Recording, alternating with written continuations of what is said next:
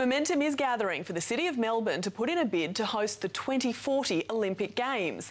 Nine's Tony Jones joins us now. Tony, what's the likelihood of this actually happening? About as much as me competing against Usain Bolt in Rio, I reckon, Jane, because yes, there has been a lot of excitement in Melbourne with this whisper and the gaining of momentum, as you say, about the Olympics heading back to Melbourne. They were here in 1956 and now the push is on to bring them again. As you say, it wouldn't be until 2040, so the bid wouldn't go in until about 2028, so there's a lot of water to go under the bridge yet, and a lot of negatives too, I'll tell you about in just a tick. But this is all being pushed by a group called the Committee of Melbourne. I've been to a lot of cities and a lot of countries and looked at their sporting precincts.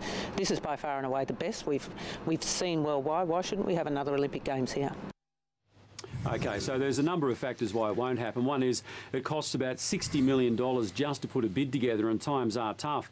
And also the fact the AOC, the Australian Olympic Committee, has been on record as saying that their preference for the city to host any Australian Olympics next would in fact be Brisbane.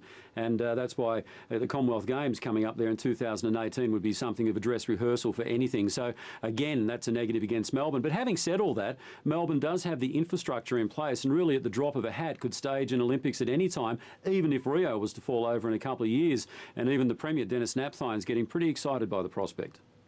Melbourne and Victoria is certainly the sporting capital of the world. I believe Melbourne and Victoria is well placed to put their hand up for a future Olympic Games down the track.